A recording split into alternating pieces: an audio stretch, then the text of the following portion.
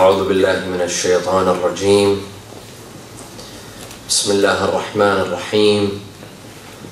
الحمد لله رب العالمين، بارئ الخلائق أجمعين، باعث الأنبياء والمرسلين، ثم الصلاة والسلام على خير خلقه العبد المؤيد والرسول المسدد، حبيب إله العالمين أبي القاسم المصطفى محمد. اللهم صل على محمد وعلى أهل بيته الطيبين الطاهرين وصحابته المنتجبين. صلى الله عليك يا أبا عبد الله، صلى الله عليك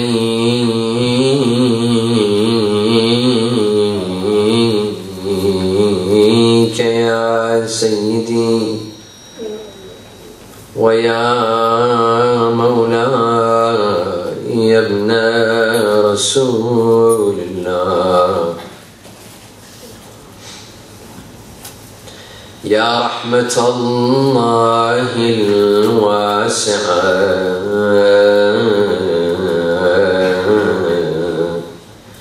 ويا باب نجاة الأمة ويا عبرة كل مؤمن ومؤمنة،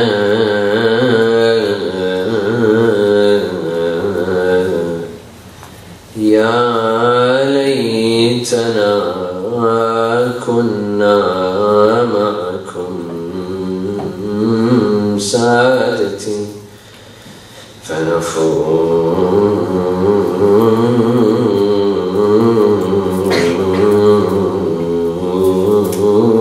فوزا عظيما. أعوذ بالله من الشيطان الرجيم. بسم الله الرحمن الرحيم.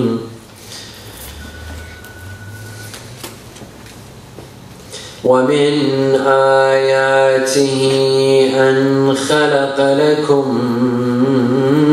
من أنفسكم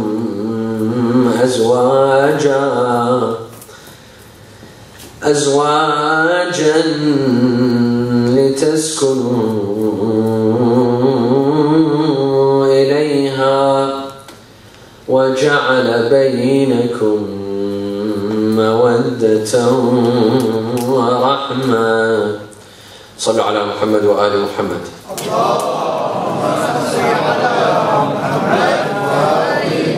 A second for the love of Imams Al-Hassan wal-Hussein.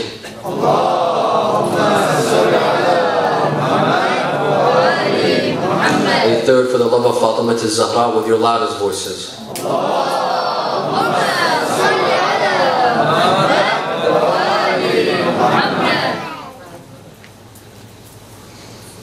Allah subhanahu wa ta'ala in the previous verse states that He is the one amongst His signs is that He created from you partners from yourselves. وَمِنْ آيَاتِهِ أَنْ خَلَقَ لَكُم مِّنْ أَنفُسِكُمْ أَزْوَاجًا. He created for us partners from ourselves. For what reason? The verse states the reason. لِتَسْكُنُوا إِلَيْهَا. تَسْكُنُوا إِلَيْهَا comes from the word sakina. Sakina means comfort, relaxation, stability, peace of mind.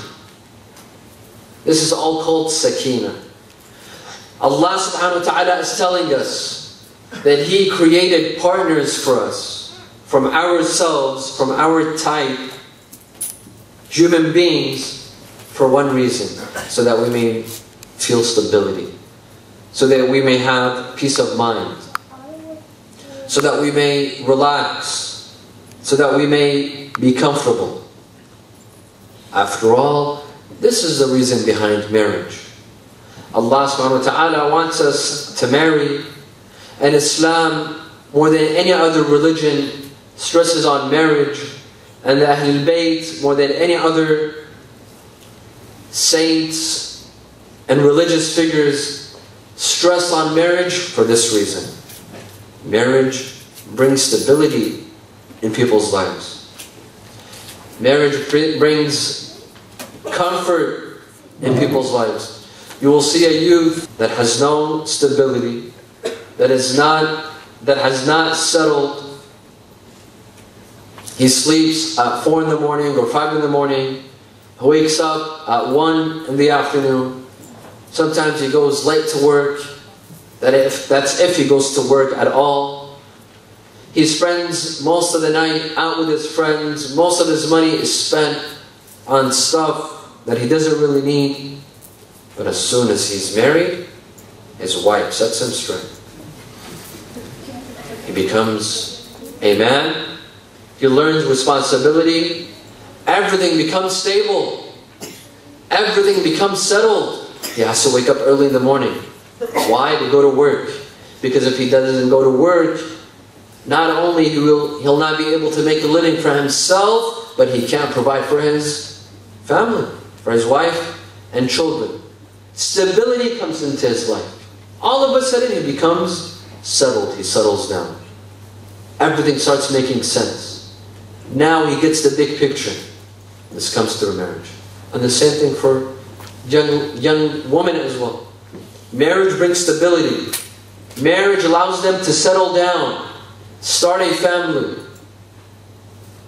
One of the beautiful things about marriage is that we human beings, we have weaknesses. We all have weaknesses. But when you marry, you complete one another. A husband completes his wife in the areas that she lacks, in her weaknesses.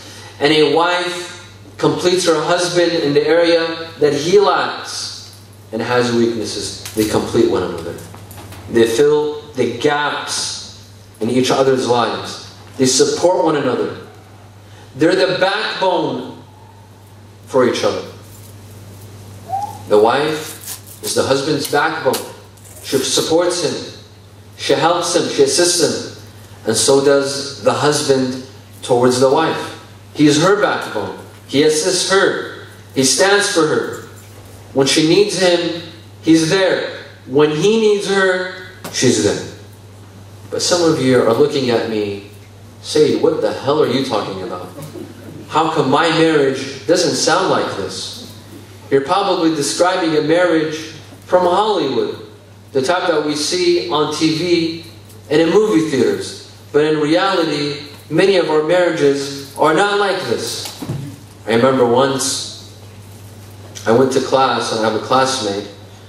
He's always upset. He's always irritated. And I know the reason. It's because he's having trouble back home. He's having trouble with his wife. And what most people do is if they're not happy at home, they're not going to be happy at other places. They drag their problems with them to school, to work, to other places. If it's not working out well at home, they'll drag it to other places. This friend of mine, I see him in class, he's always depressed. He's never smiling. He's always nagging. He never pays attention to the teacher. And I know the reason. It's because of his problems with his wife. One day he came to class, he's smiling.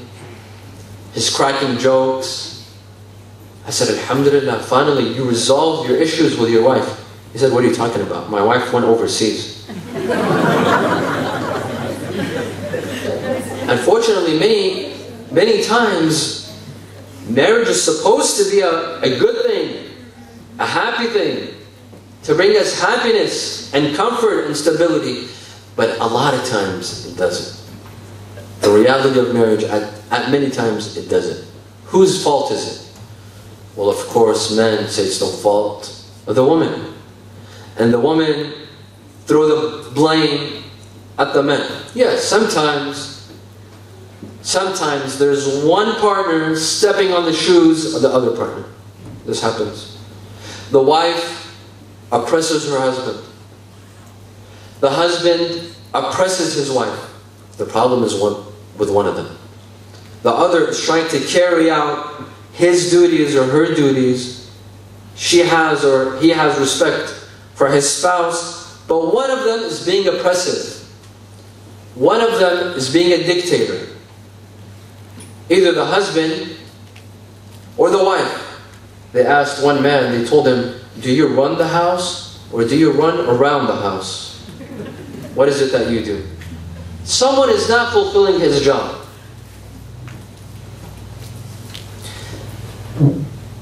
At other times, the problem is not with the husband. He's not being oppressive. He's carrying out the duties that he has to perform. And the wife is carrying out the duties that she has to perform. And my brothers and sisters, it's not all about duties and rights. I see some couples, they come and argue. They come to us and they argue, they want counseling. The husband and wife, they talk about rights and duties. Is that how it works in marriage?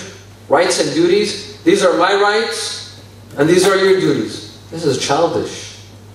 This is like I remember when we were kids, when I'd share bedroom, when I'd share my room with my brothers and sisters, and I'm sure all of you have seen this. There are some kids, they come and they draw a line in the room. This is my side of the room and this is your side of the room. You don't cross my line and I don't cross your line. Is that how it works with husbands and wives? In marriage, can you do this? This is my stuff and that's your stuff. These are my rights and these are your. This is not how it works. Why? Because marriage is not for a year or 2 years or 5 years. Marriage is it's forever. As Christians say when they're saying their vows at the time of marriage, they say for richer, for poorer, till death do us part. This marriage is supposed to last forever. Yes, we can get a divorce. In Islam, divorce is allowed. Not like Catholicism. In Catholicism, divorce is not allowed. In Islam, it's allowed. However, divorce is the most hated thing to Allah subhanahu wa ta'ala. It's the most hated from the things that are lawful. أَبْغَضُ الْمُبَاحَاتِ عِنْدَ اللَّهِ الطَّلَاقِ. There is a way out, but it should be the last resort. Allah says, try to fix your problems in any sort of way. But if all doors are shut, and there's no way this couple could live together, then the final result should be divorce. صلى على محمد وعلى محمد.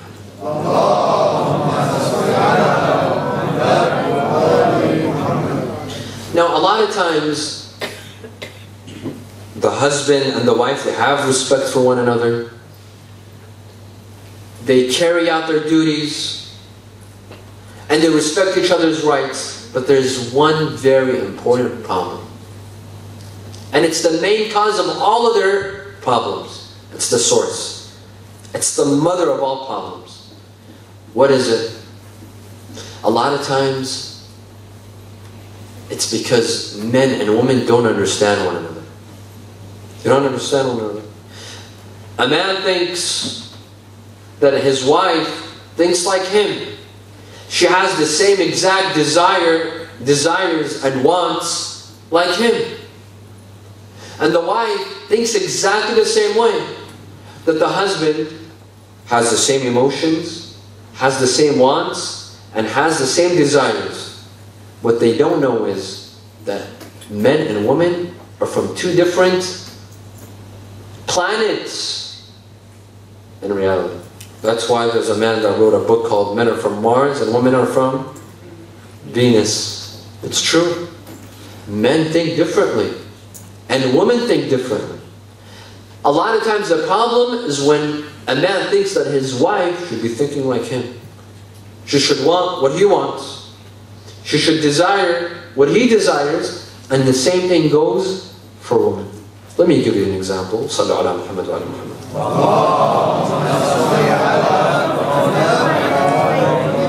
I'll give you a couple of examples. The woman, the wife, is irritated. Either because the husband is not giving her enough attention, or he doesn't listen to her, or he spends too much time with his friends, he's coming back late from work every day, she's having problems with her in-laws, with her kids, She's upset. The man comes back from work and he sees her upset. She ignores him. He says hi. She ignores him. She has a grumpy face. And she doesn't talk to him. So what does the husband automatically ask her? Sweetheart, what's wrong? And what does she say? Nothing. So what does he do? Oh, nothing? Okay. He goes and he sleeps. Here, this is the problem. When he says, okay, there's nothing wrong, and he goes to sleep, when the wife says, there's nothing wrong, what she actually means is, everything is wrong. She means everything is wrong. But the guy, he doesn't know this. Because if there's something wrong with him, he'll say it. If he has an issue at work, things are not going well with his boss, there's an annoying coworker that makes fun of him or something, I don't know. He had a car accident, he got a ticket, he got pulled over by the police. If he's upset, he'll say it. Because men, they don't hide it. If they're upset, they're not going to, oh, no, there's nothing wrong. He won't hide it. So what he thinks is his wife is probably the same way. If there's something wrong with her, she'll say it. But since she says nothing, so it's nothing. So what happens is, he'll go to sleep while his wife sits there in bed for 4 hours, maybe biting her nails. Maybe she wants to sleep and she can't sleep. She might even elbow him once in a while. And then the fight will drag on for 3 days, 4 days, 5 days. Why? Because they didn't understand each other. If the husband basically understands that when a woman says nothing, she actually wants him to sit down and listen. Sit down and ask her, maybe a couple of times, maybe even beg her a couple of times, tell me what's wrong, and then she'll open up. Sometimes a woman wants someone to listen. That's it. Just listen. She just wants the man to sit there and listen. Not offer solutions, because men, they have a tendency, as soon as a woman starts rambling on, he wants to end the conversation, so he starts offering solutions. Well, honey, why don't you do this? Why don't you do that? That's not what a woman wants. A woman wants a listener. That's why they pick up the phone and they call their friends, their other female friends. Why? Because women are great listeners. They listen to each other. Have you seen that? They can talk for hours on the phone, probably about very useless things, but they just want someone to listen. And her best friend is not offering her solutions. Have you seen them when they talk? Oh, sweetheart. Oh my God. That's it. That's the only offer that she has. That's the only solution. But that, oh my God, sweetheart, that's the best thing that she could offer. Because a woman has something on her chest that she wants to get out of. Men don't realize this. Men, as soon as his wife starts nagging or complaining, he can listen for the first 4 minutes, 5 minutes. After 5 minutes, his mind blanks. He can't hear anything anymore. So he starts offering solutions. Well, if you have a problem with your in-laws, this is what you need to do. She doesn't want to hear that. She just wants a listener. But men don't understand this, and men and women don't understand this either. Sallallahu ala Muhammad wa ala Muhammad.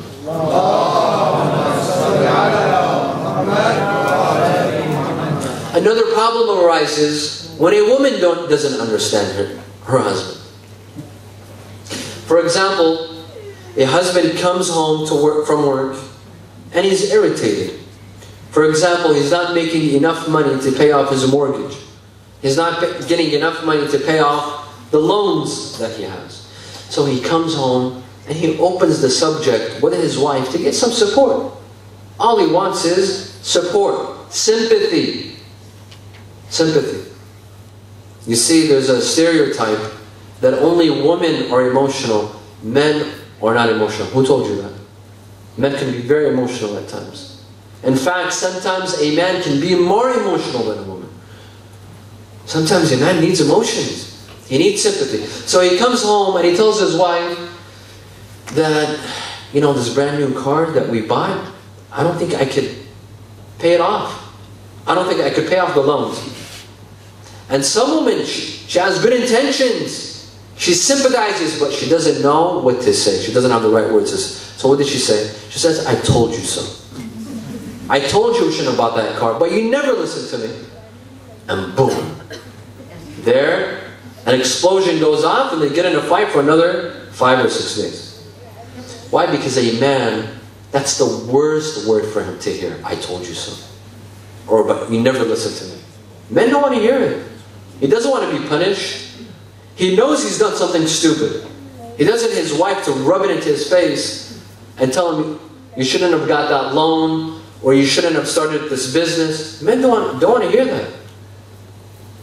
He knows he's done a mistake. He doesn't want it rubbed in his face. Instead, he wants emotions. He wants sympathy. He wants her to tell him, sweetheart, don't worry about it. You'll be able to pay off the loans. We have Allah on our side.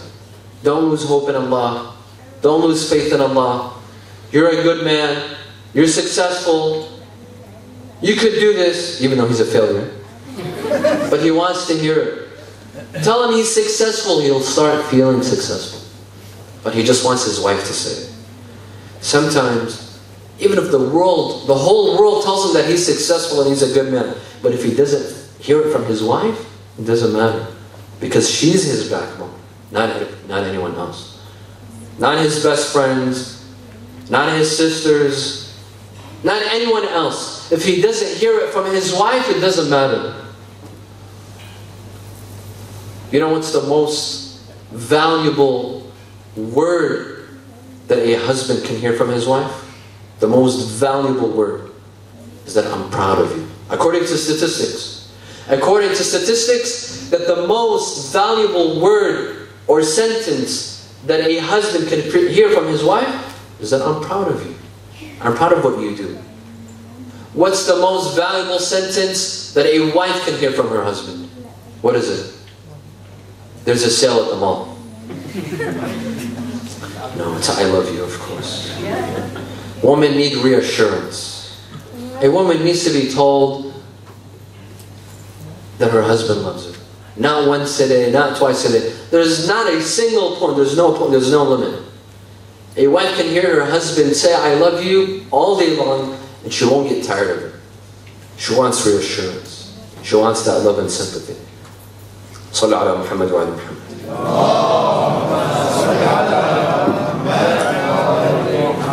So what happens is, when they don't understand one another, they could be very good people. You see this gentleman, he's a great gentleman. Everyone in the community looks up to him. They respect him. He's raised a great bunch of kids, a great bunch of youth, but at home he's having problems. Not because he's stepping on his wife's toes, or he's disrespecting her, or that he doesn't love her. No, he loves her, he respects her, but because he doesn't understand her. And the same thing goes for her. She loves him, she respects him, she wants what's best for him, but she doesn't understand him. And this is where they get in a problem. This is where fights occur and problems occur. Let me give you another example. Sallu ala Muhammad wa ala Muhammad.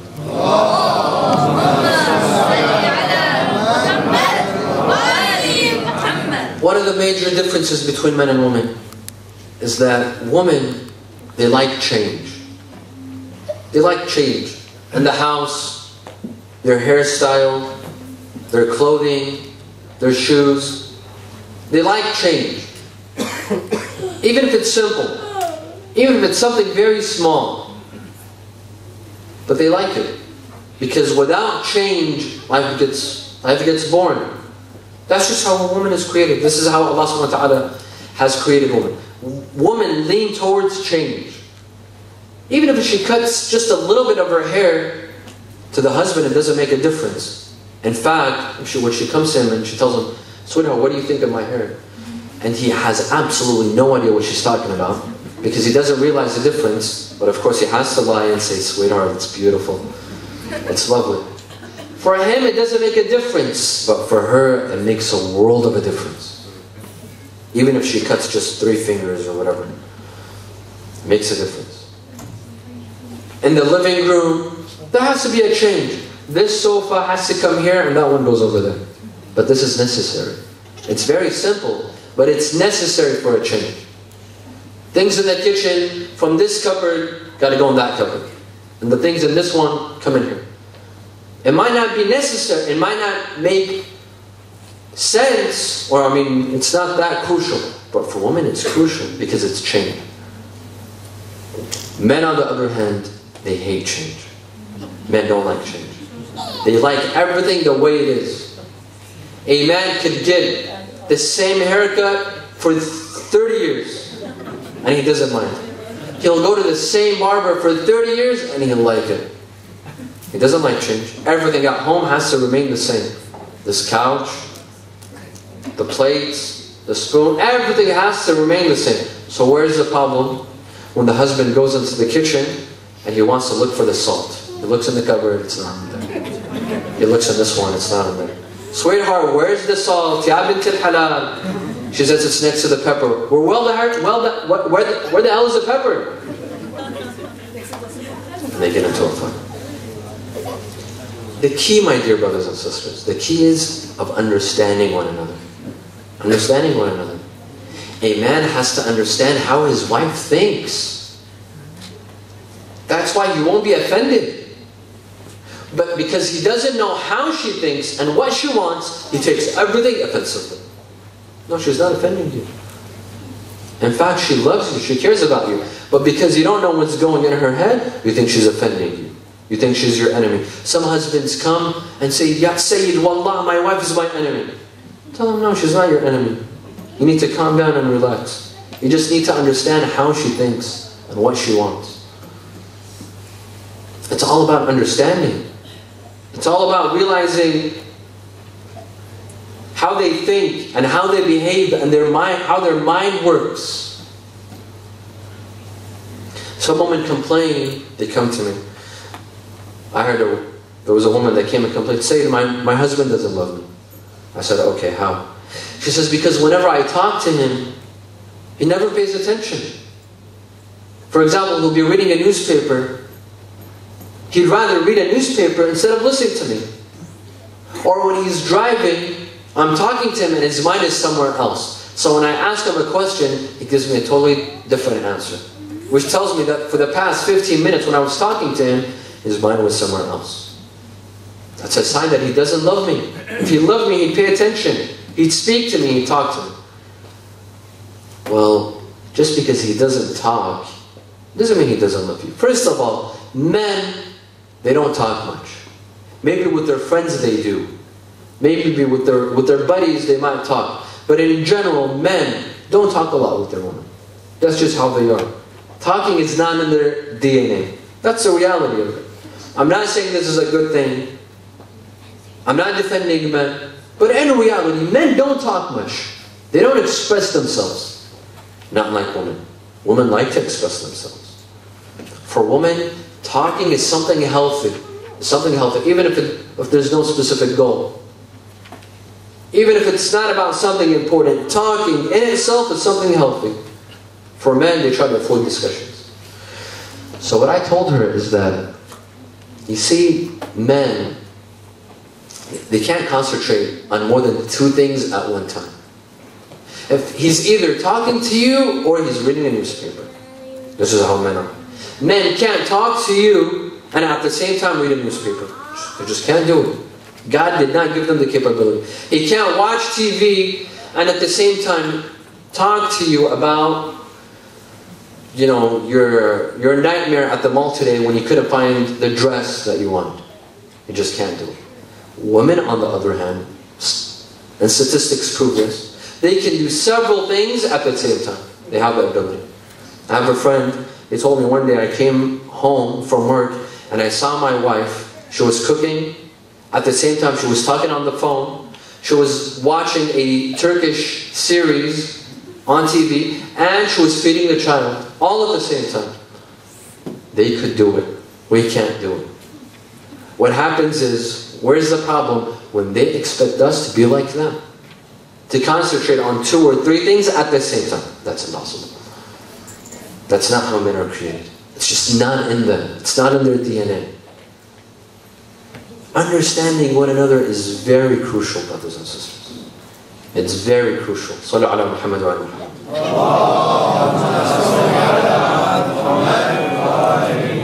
When they don't understand one another, they'll start hating each other.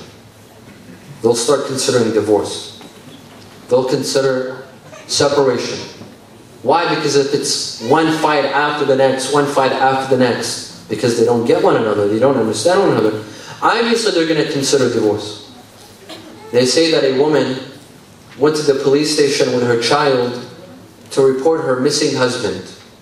She told them that my husband is missing. They told her, so give us a description of your husband. She said, well, he's very tall, he's 6 feet tall. He's very muscular. He's blonde and he has blue eyes. The son looked at his mom and he said, Mom, that's not the description of my dad. She said, I know, shut up. I want them to find me another husband. Sometimes they resort to this. Sometimes it gets to this point.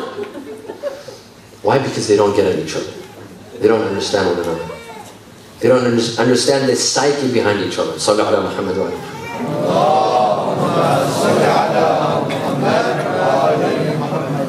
Sisters, please don't make any police reports against your husbands.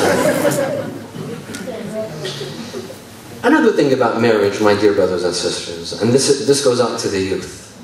This goes out to the youth. Marriage, in addition to understanding one another, it requires compromise. It requires compromise. A lot of people, they go into marriage with the idea of it's my way or the highway. You either do as I say and you live according to my conditions and my lifestyle, or there's the door. Make your way up. This is not how marriage works. That doesn't work. That is not how a marriage works. My way or the highway. Marriage is about compromise. Marriage is about sacrifice. When you get into a marriage, when you marry someone, you're sharing your life. Even your life, you don't own it anymore. You only own half of it. The other half, you're actually giving it to your partner. You don't own your life anymore. Thus, you have to make compromises. You have to make sacrifices. If there's certain things that you just have to live with, you're going to have to compromise. It can't be always your way. Whether it has to do with the food, how you want to sleep, what time you go to bed, what time you wake up, where you want to live. Things like this. You can't be the one making the decisions all the time. Decisions need to be split. You make half of the decision, and the other half is made by your partner. It requires compromise. And this is why Islam says get married at a young age. Islam encourages getting married at a young age. You know why? Because if you want to get married at the age of 40 or 45 or 50, when you lived a whole life by yourself, when you've picked up so many habits that you can't get rid of, when your habits are set in stone, you can't change your lifestyle anymore, all of a sudden, someone's in your life now that wants to tell you what to do. Someone is now telling you, give up these habits, you have to change. It's going to be impossible. It's going to be very difficult to change at the age of 40 or 45 or 50. But when you're 20, when you're 21, when you're 22, when you still haven't picked up a lot of these habits or bad habits, you can change. You can sacrifice. You can compromise.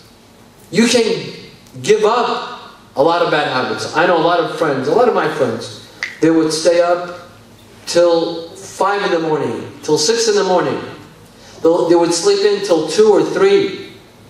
They would go out with their friends till 3 in the morning, doing whatever they want. But as soon as they got married, everything had to change. You see this young man who slept at 5 in the morning, now he sleeps at 11.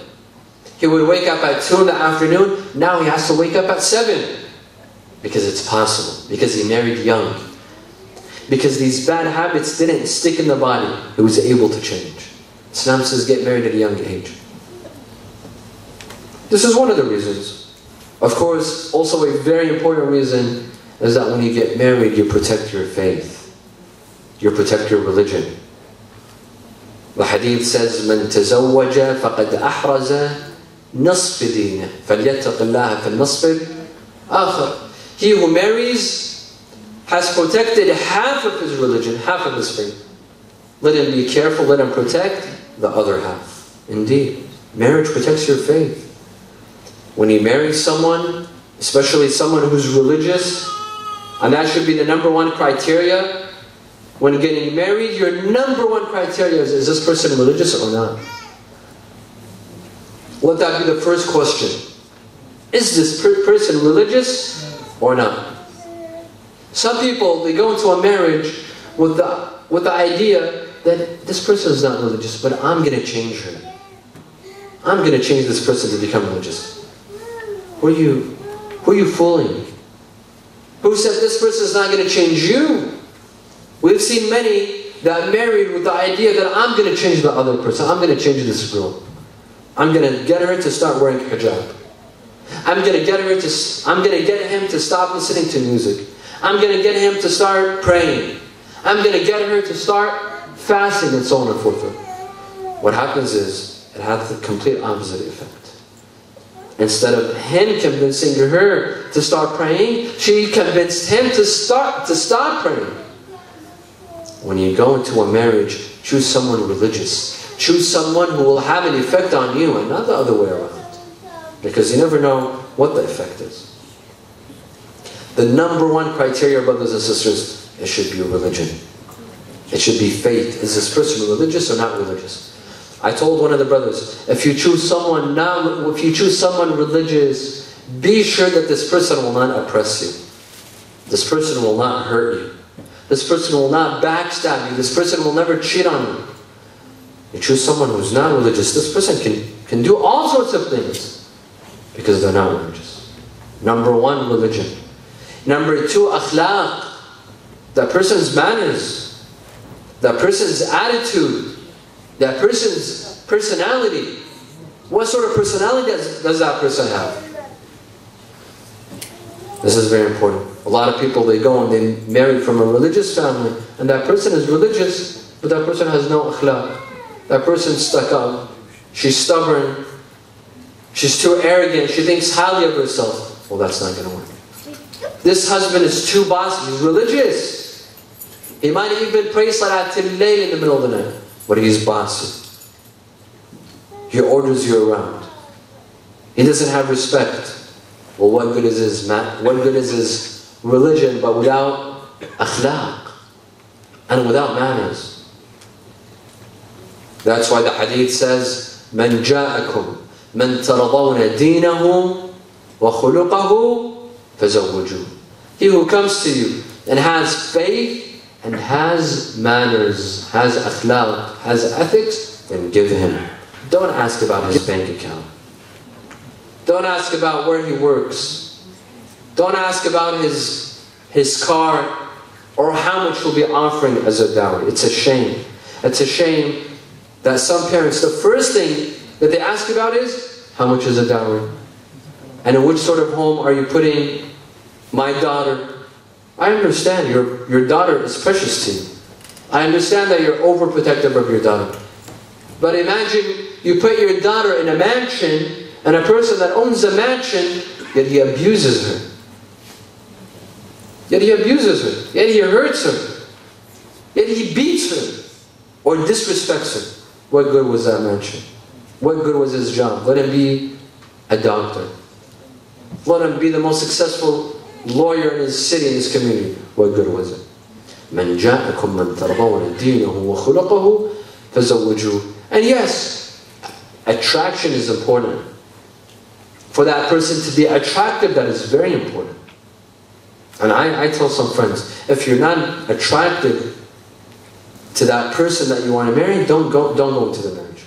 If you're not attracted. Attraction is very important. But it's not the number one criteria. It shouldn't be the number one criteria. It should come third place.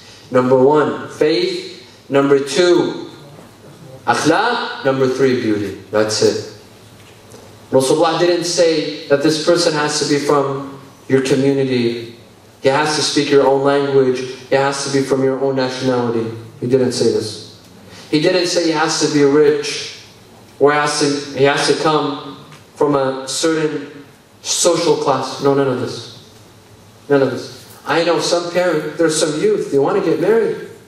They're both pious, they're religious, they're righteous, but just because the husband, the man, is from a different country, he speaks a different language, the parents say no. Why? This is not religion. These are not religious teachings just because he's from a different country. Ethnicity has nothing to do with it. No, I know in some places, and I know this, in some countries, if the lady, her father is a Sayyid, so she's a Sayyidah, she's from the line of the Prophet, she's from the line of Rasulullah. Her husband has to be a Sayyid. If he's not, they won't give her a daughter. Yeah. He might be pious, he might be religious, he might have the best manners, but because he's not a Sayyid, he refuses to give his daughters. Isn't this a shame? Where was it? Where is it stated? In which hadith? In which verse? Which alim states that if the daughter comes from a line of Sayyids and from the line of Rasulullah, her husband has to be a Sayyid? Where is this? In which law? In which rasala? In which hadith? No one states this. Thus, we can't oppress our daughters like this. We can't oppress our sisters like this. This is not right. Ethnicity has nothing to do with it. It's a shame that some parents stand as a barrier. Instead of being happy that your youth are getting married, you should be happy that a young man, a good young man has come to propose to your daughter. You stand and you reject? It's a shame. It's a major shame. Instead, let's encourage our youth to get married. Let's encourage them. Let's make the path to marriage easier. Let's not put obstacles. We see two youth that want to get married. Let's encourage them. Let's help them. Let's ask them, what is it? What's your obstacle? Finance? You're having financial difficulties? Let's set a box in our communities that give grants and loans to the youth that want to get married. Once I went to, this was in Los Angeles, in California. I stopped at a gas station to put fuel in my car. I went in to pay. I saw a small box at the gas station. The owner of the gas station was Armenian. The box didn't say anything on it. I told him, what is this box for? He said, this box is a donation box. People know me. The other Armenians in the community, they know me. This box will help our youth get married. We raise this in our gas stations and our stores, and then we combine it, we'll bring it to our center, or we have a list, the youth that wish to get married but have financial difficulties, they've written their name on a secret list, not everyone gets to see, we help them out. We give them grants, and we give them interest-free loans. Let me ask you a question. Is this Islam or is this not Islam? Isn't this Islam? When he's not a Muslim. He's practicing Islam, but he's not a Muslim. Our religion tells us this. Our religion tells us, help the youth get married. Help them. There's a young man who wants to get married. He doesn't know anyone. Introduce him. Introduce him. You'll receive a reward. You'll be rewarded for that. They're having financial difficulties. Help them. Give them a loan. At every Islamic center here in the West, there should be a box, a donation box for the youth that have financial difficulties to get married. It helps them get married. Let's pave the way for marriage. Let's decrease the obstacles and let's make it easier for them to get married. When youth get married, they'll have stable lives. They'll settle. They'll be able to achieve. They'll be able to study. They'll be able to work. They'll be able to raise families. Let's help them. صلوا على محمد وعلى محمد.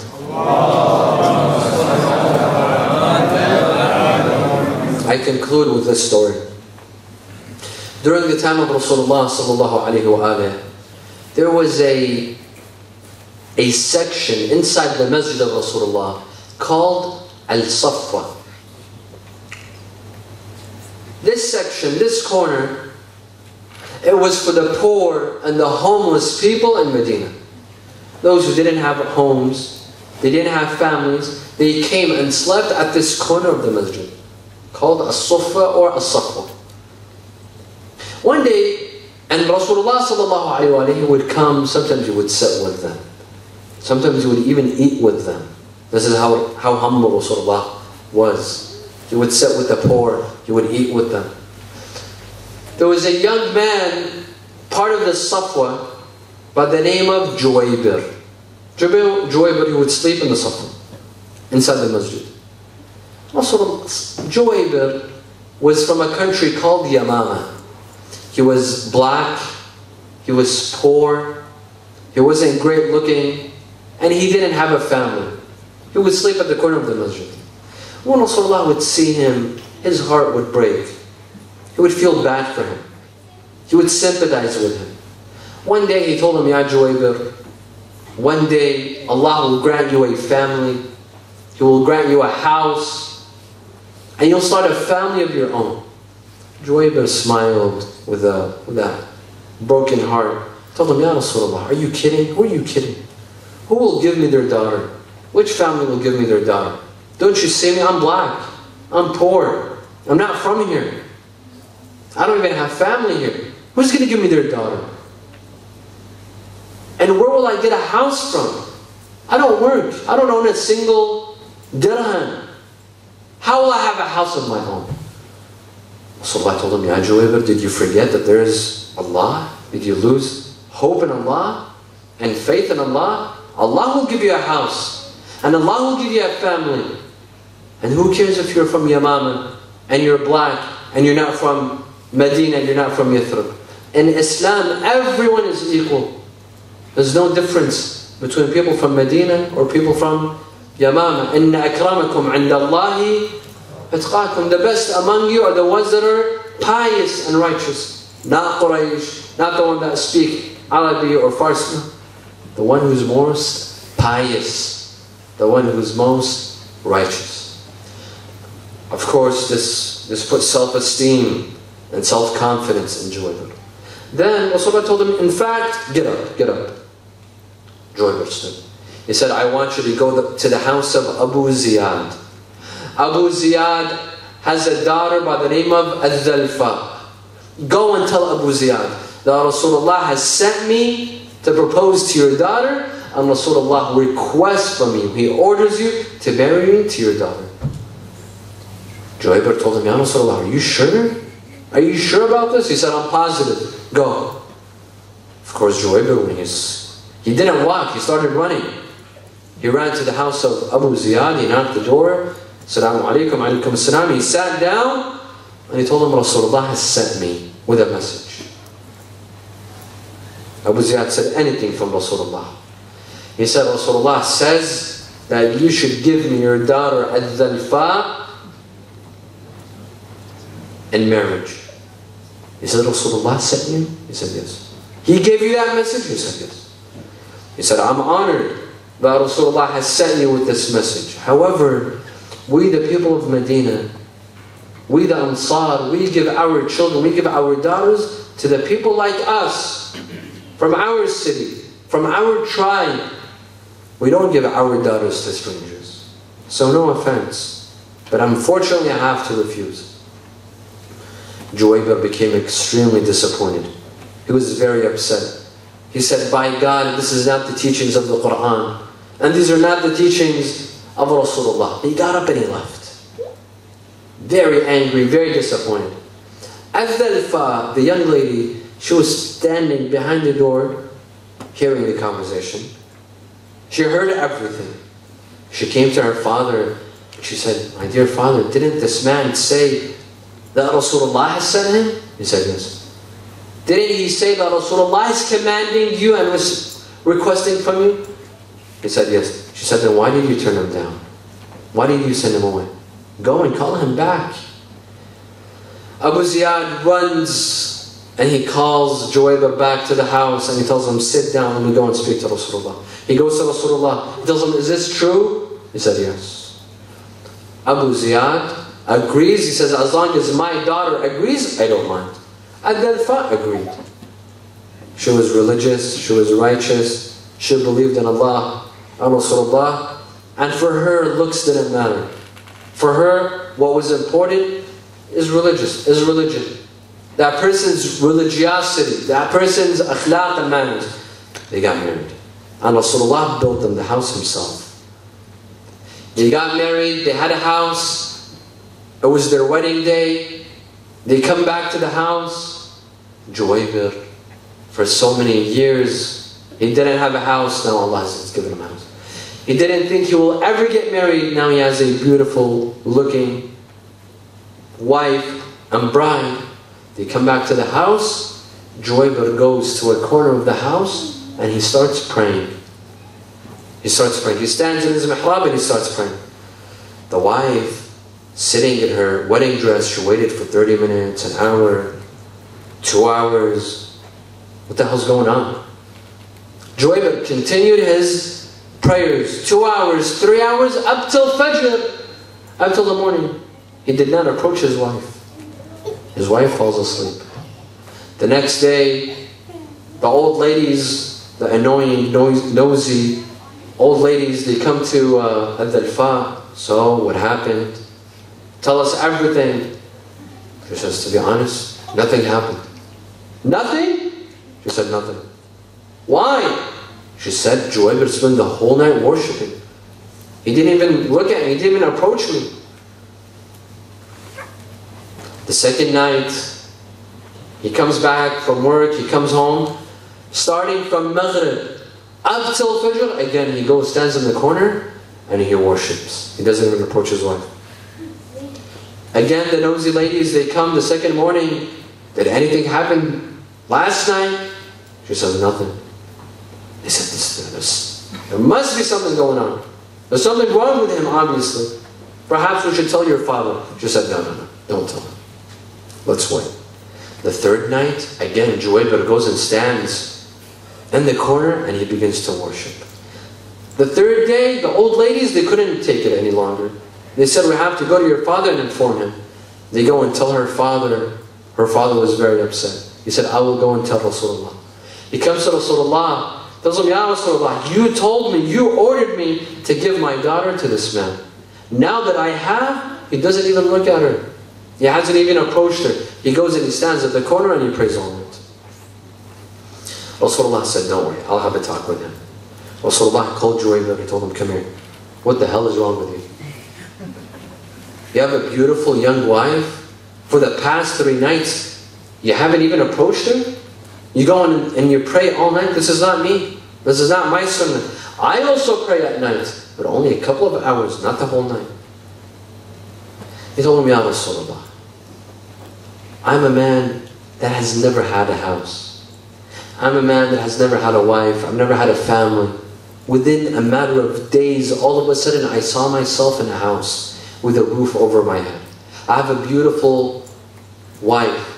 I have a family now. I thought to myself, shouldn't I be grateful to Allah and thank Allah for this gift? So I thought that I dedicate the first 3 nights after my wedding to thank Allah subhanahu wa ta'ala. And don't worry, Ya Rasulullah, the 3 nights are over. Tonight, inshallah, I will make you very proud. And khalas. And they say that a couple of days later, Juwaybir became a martyr. And he died. He became a shaheed. This is a couple. This is Islam, brothers and sisters. In Islam, there's no racial barriers. Islam doesn't say that the one that comes and proposes to you has to come from a specific country. He speaks a specific language. None of this. And there was another couple, a lovely couple that lived in peace, that had immense love for one another. They were inseparable. This couple were a role model for all other couples.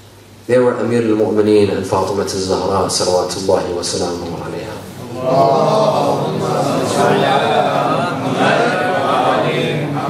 Amir al-Mu'mineen had immense love for Fatima al-Zahra. Immense love. Fatima was his backbone. Fatima was his support. After the death of Fatima, Amir al-Mu'mineen did not leave the house for a while. He didn't leave the house. For 6 months, they say that he did not even leave the house. Only for the necessities. He remained at home. One day, Salman, or Ammar, one of them. They came to the house of Amir al-Mu'mineen. There was trouble in Medina. They wanted his help. He came and he saw Amir al-Mu'mineen sitting on the floor and his children surrounding him, and he was crying. He was mourning Fatima al-Zahra sallallahu alayhi wa sallam after 6 months. Amir al-Mu'mineen loved Fatima al-Zahra dearly. This was a major tragedy on his heart. And so did Fatima. She loved Amir al-Mu'mineen dearly. Tonight, let's remember the night when Amir al-Mu'mineen buried Fatima al-Zahra. After her death, people heard about the tragedy. They heard about the death of Fatima al-Zahra. The Sahaba, they gathered at the house of Amir al-Mu'mineen asking him, when is the burial? But Fatima al-Zahra had asked that no one, she didn't want anyone to witness her burial. That was part of her wasiyah, her will. Amir al-Mu'mineen tells Al-Hassan to go out and tell them that the burial has been postponed to a later time. It will not be today. People went back home. Night fell. People fell asleep. When all eyes were shut, when people had fell asleep, Amir al-Mu'mineen wakes up in the middle of the night with Al-Hassan wal-Hussein and with Asma bint Umays to assist him to wash the body of Fatima al-Zahra in the middle of the night. Amir al-Mu'mineen says that we put the body on the mughtasal to wash the body of Fatima al-Zahra, and Asma bint Umays was there to assist him. And Al-Hassan and Al-Hussein were standing. They were watching their father wash the body of their mother. Amir al-Mu'mineen says, as I was washing the body, as my hands were running through, he says, I came across her chest and I felt that there was something broken. Amir al-Mu'mineen says that I felt a broken rib. He backed away and he started crying. Asma bint Umays says, my master, Ya Amir al-Mu'mineen, why are you crying? What has happened? He said, Ya Asma, as I'm washing her, I discovered that she has a broken rib. When was this rib broken? Why didn't she ever tell me about this rib? Asma says, Ya Amir al-Mu'mineen, this rib was broken from that day, the attack on the house. But Fatima al-Zahra was too embarrassed to say anything. Fatima al-Zahra was embarrassed. She was shy to tell you that she had a broken rib. She didn't tell you anything. Amir al-Mu'mineen washes the body and he puts the kafan on the body of Fatima. The body remained on the mughtasal. He puts the kafan on the body of Fatima. And then he looks at his children, Al-Hassan wal-Hussein, and Zainab and Kulthum. He says, هلموا وتزودوا من أمكم فاطمة. Come and say your last farewell to your mother Fatima. We're about to bury her. Al-Hassan wal-Hussein and Zainab Kulthum, they come, they throw themselves on the body of their mother Fatima, saying their last farewell, knowing that they will no longer see her. Amir al-Mu'mineen says, Ashhadu billah annaha hannat wa annat wa akhrajat yadayha wa dhammathuma ila sadriha. Amir al-Mu'mineen says that I swear by God that Fatima took her hands out of her kafan and she embraced and hugged her children and she began to cry. Amir al-Mu'mineen says that I heard a voice from the sky saying, Ya Ali, irfa'huma فإنهما والله أبكيا ملائكة السماء. Oh Ali, lift them from the body, from the chest of Fatima. They have made the angels of the sky weep. Amir al-Mu'mineen carries the body to the grave. Only a handful of people carry that lonely body. Amir al-Mu'mineen, Salman, Ammar, Abu Dhar, and the children Al-Hassan and Hussein, they walk behind the body. They reach that grave, they look that lonely grave of Fatima. Amir al-Mu'mineen goes first inside that grave. He pulls Fatima inside. He lays her inside the grave. He puts her towards the Qibla. He puts her face, he puts her cheeks on the sand of the grave. He comes outside the grave. He starts pouring the dust and the sand on the grave, and then he removes the sand from his hand. The hadith says, فَهَاجَ بِالْحُزْنِ. All of a sudden sadness took hold of the heart of Amir al-Mu'mineen. Amir al-Mu'mineen sat on the ground. Amir al-Mu'mineen began to weep and cry. He had to complain. He had to say something. He turns towards the grave of Rasulullah. Assalamu alayka ya Rasulullah. عني وعن ابنتك النازلة في جوارك. قال يا رسول الله عن صفيتك الصبري. O Rasulullah, peace be upon you, from me and from your daughter that's a guest among you tonight. Ya Rasulullah, I've lost all of my patience towards your daughter Fatima. أما حزني فسرمد وأما ليلي فمسهد. My pain, my sorrow, my sadness is everlasting, and my nights I can no longer sleep then, Ya Rasulullah. حتى يختار لي دارك التي أنت فيها مقيم. Until I come and I join you, O Rasulullah, you and Fatima. As long as I live, this sorrow will never leave my heart. وستنبئك الزهراء يا رسول الله لقد استرجعت الوديعة. Ya Rasulullah, remember you trusted me with your daughter Fatima. Ya Rasulullah, I'm giving her back to you tonight. However, I'm very embarrassed, I'm very ashamed, Ya Rasulullah. When you gave her to me, she was safe, she was sound, she was healthy. But tonight she's coming back to you with broken ribs, Ya Rasulullah.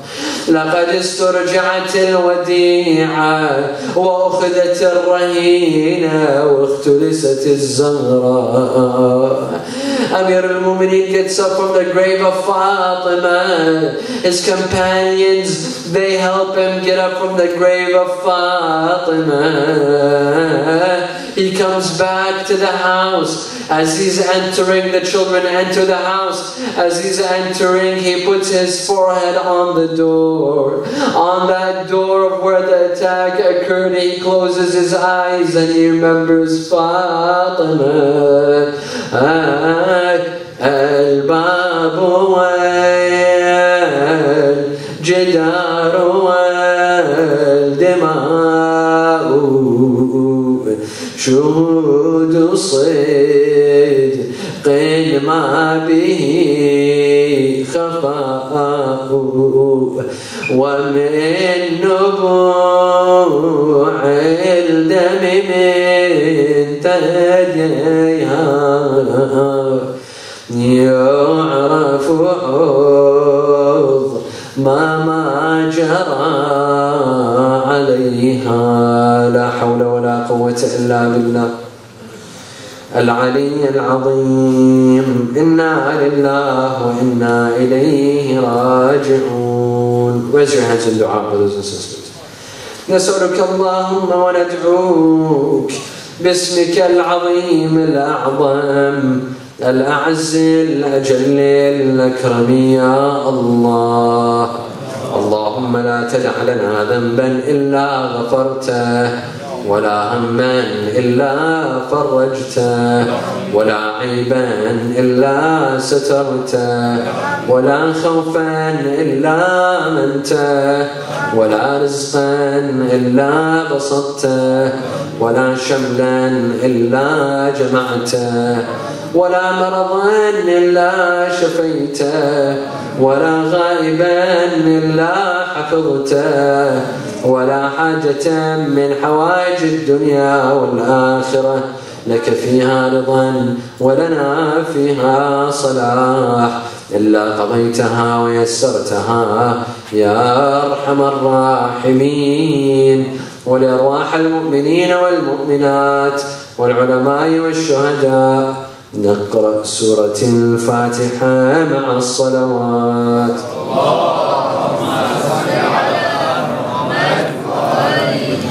بسم الله الرحمن الرحيم. اللهم صل على محمد وآل محمد. اللهم كن لوليك الحجة بن الحسن صلواتك عليه وعلى آبائه في هذه الساعة وفي كل ساعة وليا وحافظا وقائدا وناصرا ودليلا وعينا حتى تسكنه أرضك طوعا وتمتعه فيها طويلا برحمتك يا أرحم الراحمين. I also like to thank you. I'd like to thank the brothers and sisters who worked very hard on this event. I know they've been working for a while now. It was a very extremely organized event, something very spectacular, and I hope they keep up the good work. And this is not the last time, this is the first time for many other beautiful events. Thank you. I thank the community. This is a very wonderful community, the community here in Melbourne, and I wish to be back again soon, inshallah. And I promise that whenever I come back to Australia, I will come and visit you, inshallah. Thank you very much.